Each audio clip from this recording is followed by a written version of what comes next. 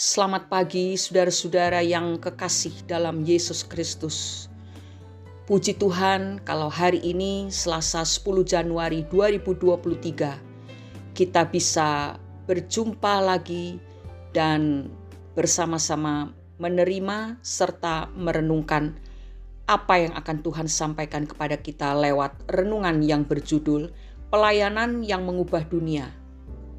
Bacaan firman Tuhan diambil dari surat 1 Petrus pasal 2 ayat 9 dan 10. Kita akan membaca sekarang Injil Matius 20 ayat 28, demikian bunyinya. Sama seperti anak manusia datang bukan untuk dilayani, melainkan untuk melayani dan untuk memberikan nyawanya menjadi tebusan bagi banyak orang. Saudara-saudara, gambaran sempurna tentang sebuah pelayanan sebenarnya dapat kita lihat melalui teladan Kristus. Ia melayani selama 3,5 tahun dengan membawa misi yang besar, yaitu menjadikan keberadaannya yang singkat di bumi ini menjadi sebuah momentum yang mengubahkan dunia, yang memanggil dunia keluar dari kegelapan kepada terangnya yang ajaib, yang dahulu bukan umat tetapi yang sekarang menjadi umatnya, yang dahulu tidak dikasihani, tetapi yang sekarang telah beroleh belas kasihan. Kehadirannya telah menjadi kasih karunia yang besar bagi dunia, karena sejak saat itu dunia tidak akan pernah kembali pada keadaannya yang semula. Kristus melayani dengan giat semasa hidupnya untuk membuat dunia berpaling dan mengalami kemuliaan karya penebusannya di atas kayu salib. Yesus adalah contoh dari sebuah kesuksesan pelayanan, sebab dia mempersembahkan diri seutuhnya untuk melayani Tuhan. Inilah yang menjadi dasar kesuksesan pelayanan kita. Pelayanan yang kita berikan kepada Tuhan bukan sekedar memberdayagunakan talenta yang Tuhan berikan. Kita tidak menjadikan ajang pelayanan hanya sebagai wadah untuk mempercakap kemampuan agar kita lebih bagus dalam berkhotbah, lebih bagus membentuk vokal kita, lebih lancar dalam memainkan alat musik dan lain-lainnya. Tetapi kita melayani untuk mendatangkan suasana yang berbeda ketika hadir sebagai pribadi yang menjadi pelayan Tuhan. Berapa banyak orang yang telah diubahkan karena firman Tuhan yang kita berikan?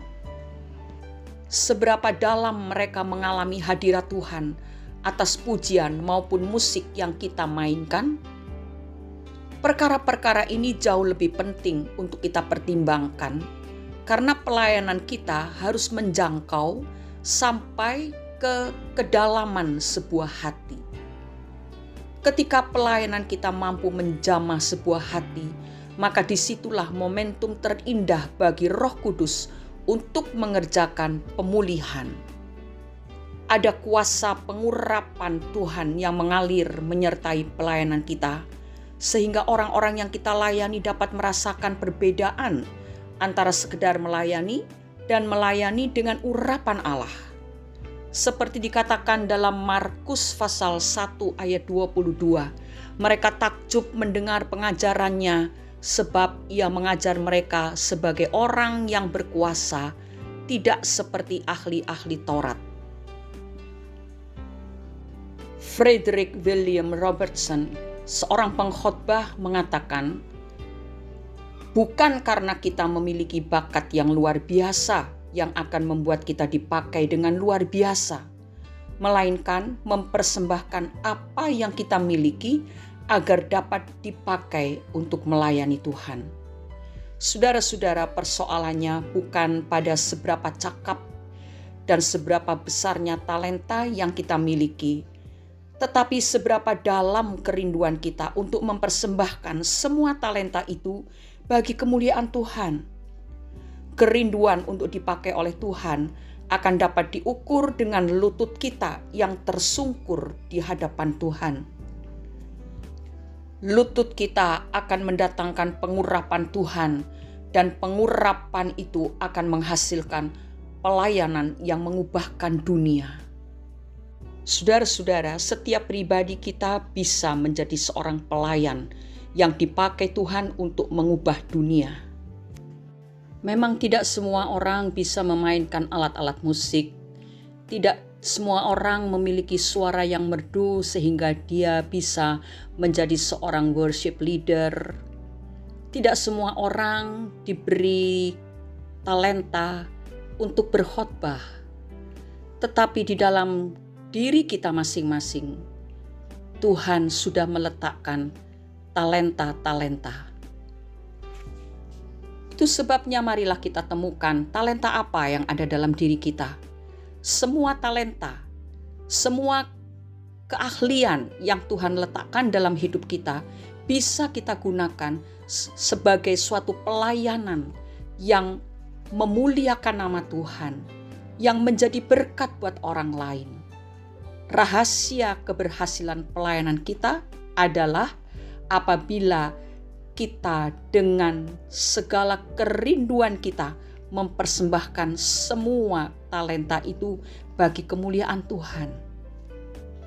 Dan satu hal yang tidak boleh diabaikan adalah pada saat kita mengerjakan sesuatu yang menjadi talenta kita, entah itu memasak, entah itu menyanyi, ataukah kita menghibur orang yang sedih dan sebagainya.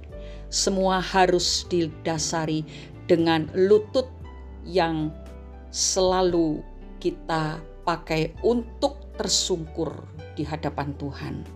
Sehingga pengurapan Tuhan itu turun dan pelayanan-pelayanan kita sangat memberkati orang lain. Dan dengan pertolongan Tuhan ada banyak orang yang dipulihkan lewat pelayanan-pelayanan yang kita lakukan. Mari kita berdoa. Bapa yang mulia, kami datang kepadamu pagi ini mengucap syukur karena di dalam setiap hidup kami, diri kami, Tuhan sudah menaruh talenta-talenta secara khusus masing-masing untuk kami pakai dalam pelayanan-pelayanan yang Tuhan bebankan atas hidup kami. Karena itu pagi hari ini kami mohon supaya Tuhan mengajari kami terus untuk menggunakan talenta-talenta tersebut agar bisa mendatangkan berkat pemulihan kepada orang-orang yang kami layani. Dengan demikian nama Tuhan dimuliakan dan banyak orang tertarik untuk mengenal Yesus Kristus. Terima kasih Bapa, karena kami tahu Engkau menanti-nantikan saatnya Engkau memakai kami sebagai alat di tangan Tuhan untuk mengubah dunia ini. Kami serahkan hati kami, kerinduan kami untuk menyenangkan hati Tuhan lewat semua talenta yang kami kembangkan. Bukan untuk kepentingan diri sendiri, bukan untuk mencari kepujian manusia, tapi semata-mata untuk mendatangkan kemuliaan bagi nama Yesus. Terima kasih Bapa, di dalam nama Tuhan Yesus, Juru Selamat kami sudah berdoa dan mengucap syukur. Amin. Selamat bekerja saudara-saudara, kembangkanlah bakat atau talenta yang telah Tuhan percayakan kepada saudara semua. Agar nama Tuhan dipermuliakan, banyak orang dipulihkan lewat pelayanan-pelayanan kita semua. Tuhan memberkati. Haleluya. Amin.